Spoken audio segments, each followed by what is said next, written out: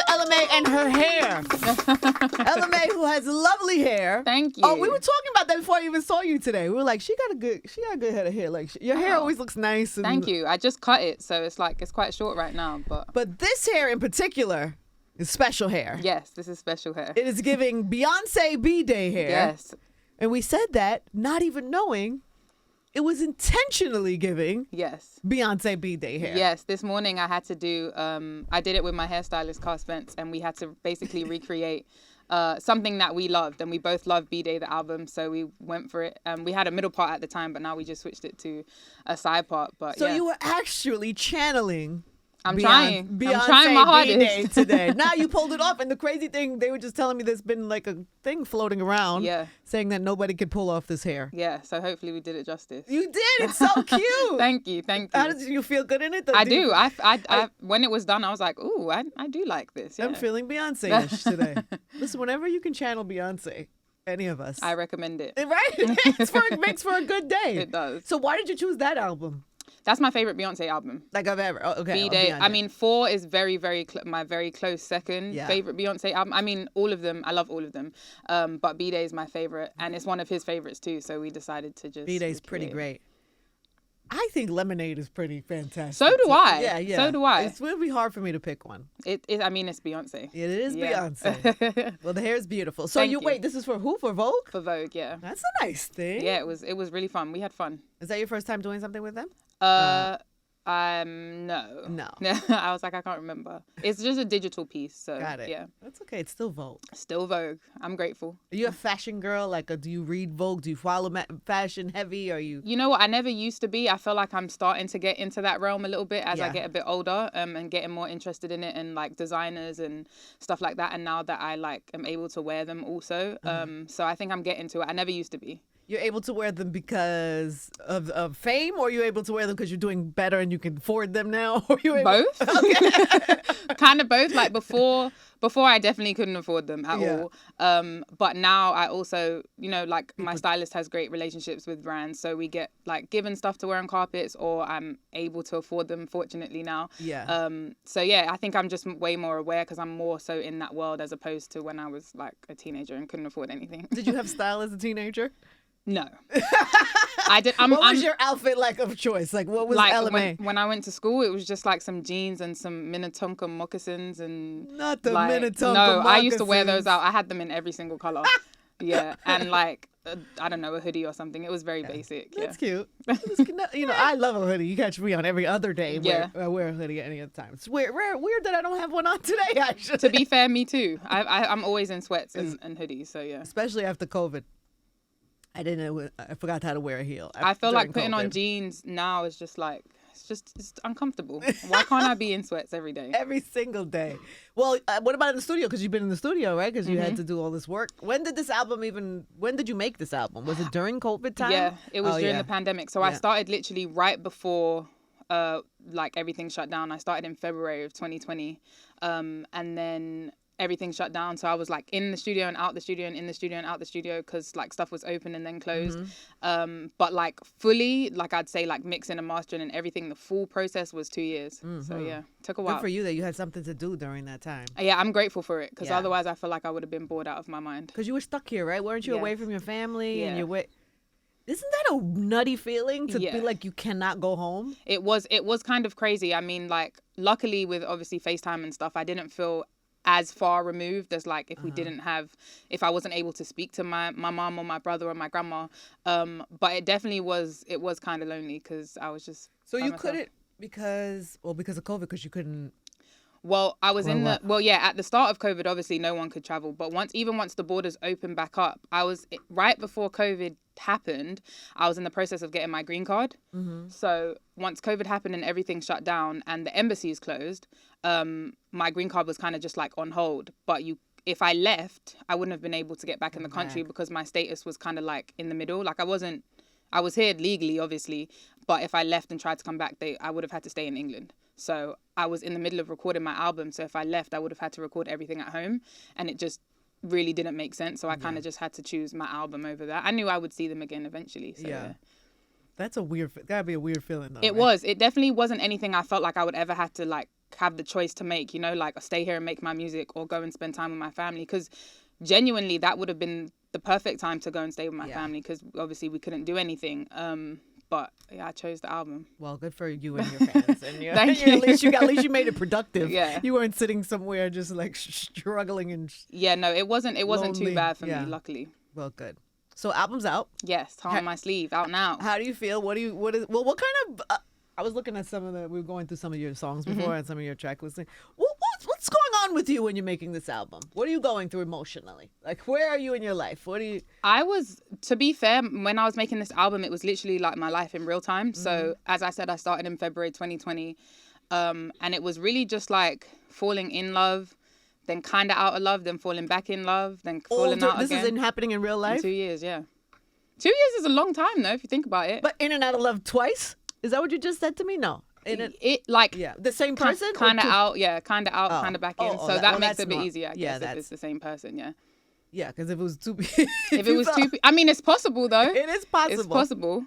It is possible. That would mean that you fall in love fast and easily. Do you know what? I'm not even going to lie to you. You do? I feel like I do. But I feel like we all do. Everybody just acts like we don't. But I feel like we all kind of do. I'm very conscious of like who I choose. So if I've like assess the situation enough and then I allow myself to fall in love, then I'll fall in love quickly. But I have to assess the situation first. What are we talking about? Are we talking like a month? Are we talking 6 months? Are we talking like an hour? An hour? No, I'm kidding. Are we talking about we've kissed, I love you? No.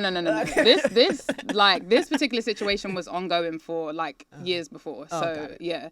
So it took me a good, I want to say over a year to properly like fall in love, yeah. Do you usually admit it first? Are you usually the one to... I will. I have no problem admitting if I'm in love first. Yeah. You know, because some people careful. Yeah, I mean, I'm definitely careful, but I think once I'm all in, and obviously the album is called Heart on My Sleeve, I definitely do wear my heart on my sleeve. So I have no shame in my game. Which is good. Which some people change after this heartbreak. Yeah. But you know. No, I still wear my heart on my sleeve. I'm still open to it. I feel I keep saying this like recently. I've been saying like I feel like love. In a lot of things in life, if you fail at it, you'll be like, cool, I'm not going to do that again. I've learnt my lesson, whatever else. But I feel like love or relationships are the one thing that as humans, we just always go back to no matter how many times we've been hurt before. So not everybody. Some people close up and close up shop. But it's sad though. That's super sad. No, you don't want to live a lonely life. At the end of the day, we all like as humans, just obviously whether it's like platonic relationships, whether it's like friendships, relationships, anything, like we don't want to be alone. Like if you look into the future. So I feel like I understand why people close up. Of course, I get it. It's not a nice feeling. Nobody wants to go through that. But you just limit yourself then, because it could happen again way better.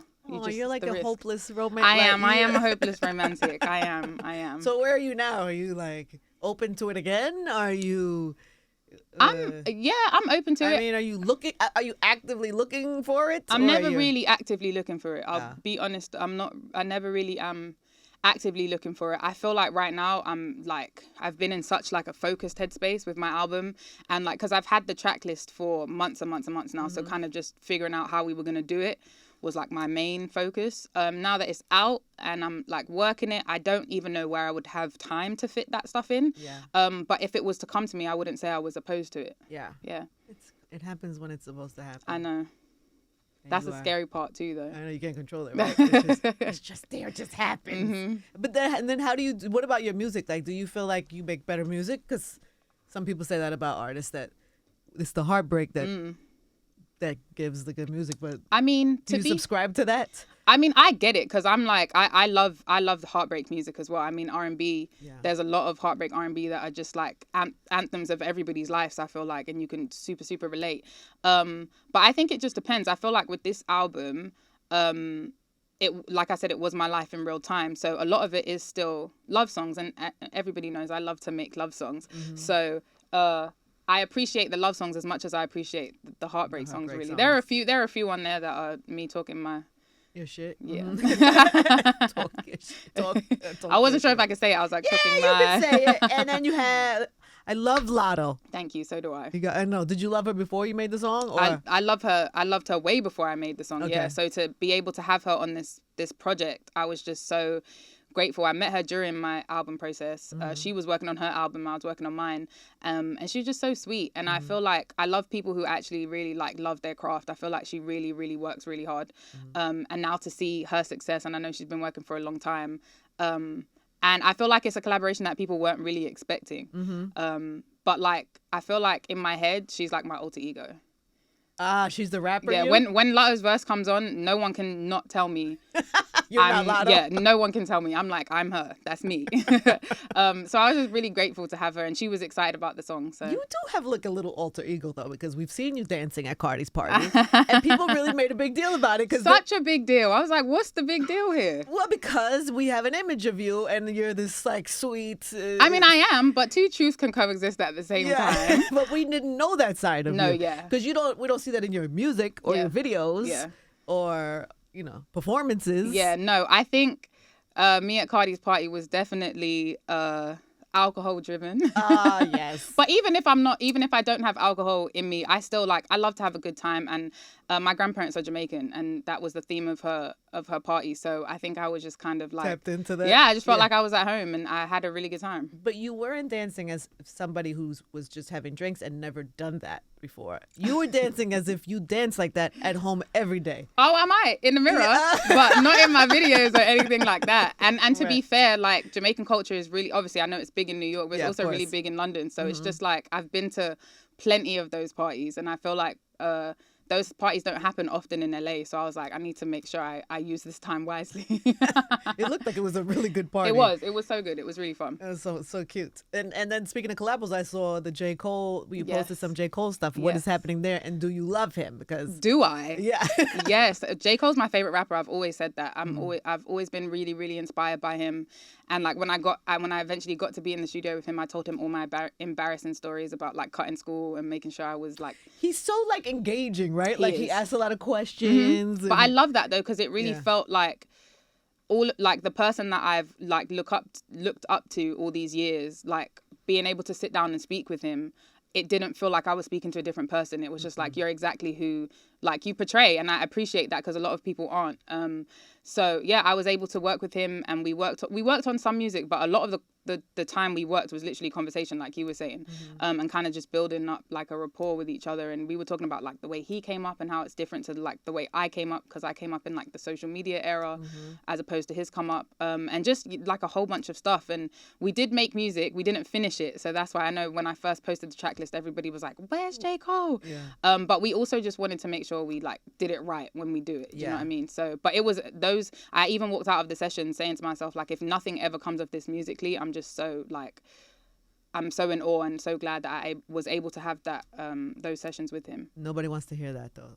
I know no one wants to hear this. Like, sounds good, whatever. We want to hear the music. Yeah, no, so do I. One day. Is it multiple songs you made? Or we made two, but we didn't finish either of them. Like, we kind of started it as an idea, got halfway, then the session ended, and then we came back the next day and kind of started a new one. So we never finished anything. And also Cole's on his like, he likes to produce a lot lately. So he was also focused on producing the record, and he had musicians come in and stuff like that. So it was more so just kind of like creating a vibe, as opposed to like, cool, I'm in the studio with J.Cole and he's going to give me a verse. Like, we were just kind of, creating. Yeah. On the spot. Yeah. All right. Well, it was fun. Do you have plans to finish the songs? 100%. Oh yeah. Yeah. We definitely. I've spoken to him after. We've spoken about it. I always feel like I'm bothering him when I text him. So I'm like, I don't want to bother you, but blah blah blah. But he's always really really nice to me. And I'm sure we'll be able to get back cute. in. So cute. So how have you been feeling about the reception of the album? And I've been excited. Yeah, I was like, leading up to it, I'm not going to lie, I was a little bit nervous because I know I've been away for a long time. Like, my debut album is 4 years old this year. So I know everyone kind of like, I came on the scene in 2018 and 19, and then kind of everyone just felt like I went ghost. So I get it. But I was really excited. I'm really, really, really proud of this body of work. Like, I think it's, as much as I love my debut album, I think this is definitely... I was 23 when I released my debut album. I'm 27 now. So I think just me as a woman as well as an artist, I think this album really, really gives you a deeper look into who LMA is. Whereas like my debut album, I feel like it was just super fun and me like trying to figure out things, if that makes sense. Yeah. No, I love that. Well, speaking of who LMA is, we have a little segment called Google Me. Uh-oh. I heard that you don't Google yourself. I don't. Do you have any idea what people Google about you? I don't, and I'm scared now that you're saying this. Let's do Google me. I'll Okay. tell you what people ask about you, and then you could just answer it, Okay. and you could let this be over. Okay, we that's could simple. let's just get it out there. While my heart is just like boom, boom, boom, boom, No, boom. let's just get it out there. Let's Okay. see what the people are nosy about or curious about, and then so these are the most Googled questions about you. Okay. Who is Ella Mae's mother? I don't know. My mom is my mom. She's from England. Her name is Angela. Angela? Yeah, that's my mom's name. Aw. Yeah. Me and Ange. Yeah. I am not her mother, everyone. Just so you're clear. Yeah. I don't really know what to say about my mom. Her name is Angela. That's her mother. Where does Ella Mae live now? I live in LA now. Okay. Yeah. These are not terrible questions. They're not. They're But we're painless. only on the second one. I'm like. Yeah, they're dun, actually dun, all dun. kind of. They're not crazy. Okay. What is when is Ella Mae going on tour? Oh, that's a great question that I wish I had the answer to. We're figuring it out right now. I definitely want to be able to tour this album. And I haven't been, like, I just did my first show in ages, like, with an actual crowd the other day. And I was just like, I miss this so much. So soon, definitely for this album. What is Ella Mae's zodiac sign? Scorpio! I can tell you that 100 times over. Everybody's always so proud. Is anyone else a It's like- Scorpio in here? No, just you, boo. Sorry. Just me. What are you? I'm big Capricorn energy. Oh, okay. You couldn't tell? I don't know that much about Capricorns, actually. I This can't is- lie to you. This is what it is. I love you, though, so I'll Aw, take it. thanks. Okay, good. What is Ella Mae's favorite color? Blue. Okay. What is Ella Mae's real name? Ella Mae Howell. Oh, that is really a cute name. Thank you. Everyone says I sound like an old Southern lady. You do. Like Ella Mae. But in England, Ella is like a really, really popular name. And most people, like I knew 3 other Ellas growing up and all of their middle names were also Mae. Like it's a really popular, Ella but Mae. it's not like over here I know it's like a Southern, like everyone's always like, why does she have this name? I've seen that so many times. I'm just like, it's just different in England. Yeah. Yeah, it's a great name. Thank you. Ella Mae Howell, yes. Howell. How much is Ella Mae worth? That's a good question. I don't even know. You Like, should probably find out. I should find out. They want to know as well. So when you find out, I'll let them get know. back to them. Is Ella Mae British? Yes. Is Ella Mae booed up? No. Slide into my DMs. No, I'm kidding. There I'm you kidding. have it. Don't. There you Don't. have it. Please don't. Those are the most Ella Mae Googled questions. Not bad. They're not bad at all. See, you should not be afraid to Google yourself. Listen, the internet on is the wild, occasion. wild west. It really is. You just never know what you're gonna get. While we're on the topic, what is happening in your DMs? Nothing. My DMs are actually so dry. Really? Why?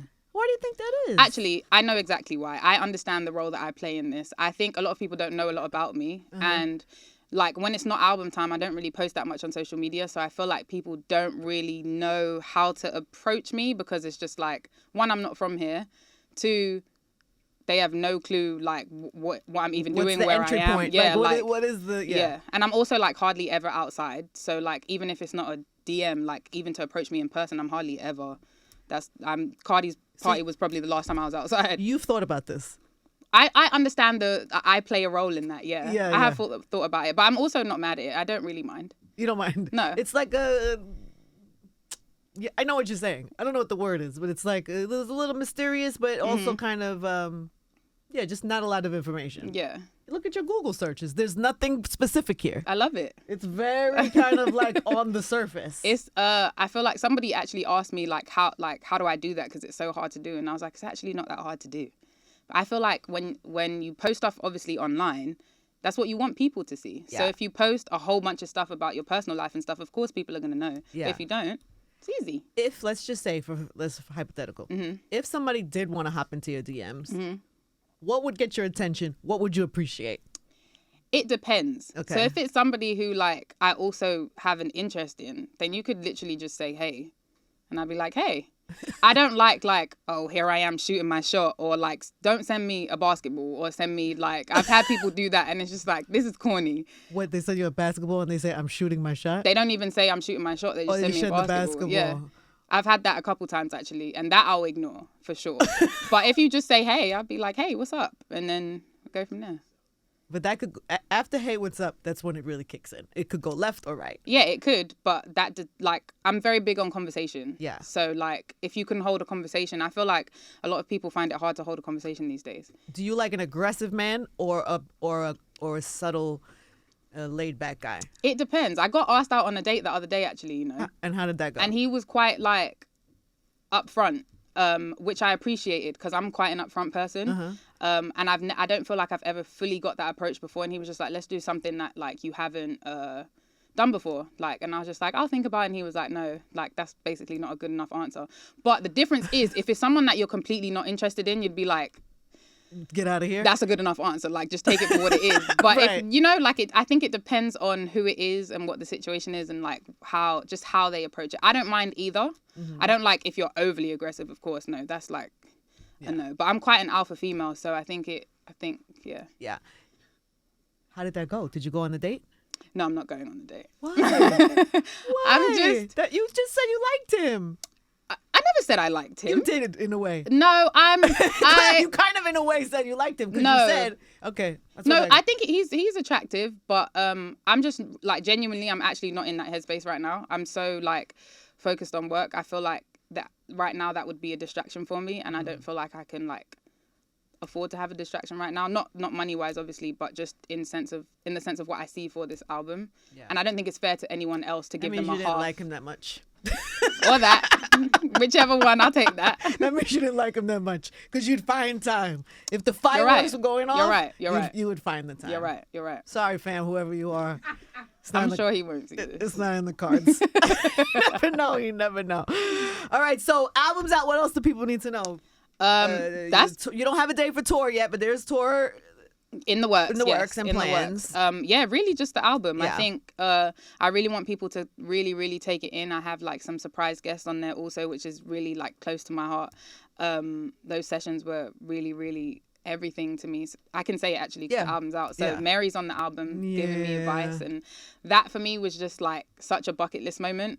She's always been so lovely to me, and when I was making the album and the track list came together, and I was like, these are they kind of feel like journal entries in a way. And I was like, if I was thinking of somebody who I would, you know, who I really, really respect and wanted to take advice from, someone who's always put their emotions out through music and never kind of like been scared, she's really the only one, like the first one that comes to my mind. And I remember asking Mustard, I was like, do you think it's too far-fetched to get Mary on the album?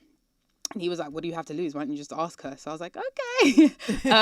But I asked her one day, I was like, hey, can I call you? Like I didn't want to take up too much of her time. So she was like, yeah, I'm free. So I called her and kind of just explained it to her. And she was like, of course, she wanted to hear the music. So she, you know, knew what she would be speaking about.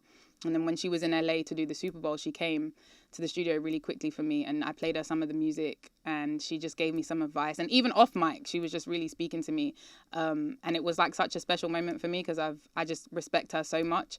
So yeah, that was that. And I'm really, really happy she can be a part of it. And I also have Kirk Franklin on the album with his choir, which was a really special moment for me too, because I went to Dallas. We had sent him the song already because the song is called Fallen Angel. It gives me kind of gospel-y vibes a little bit. Not traditionally, but a little bit. And I said to Mustard again, I was like, you know what?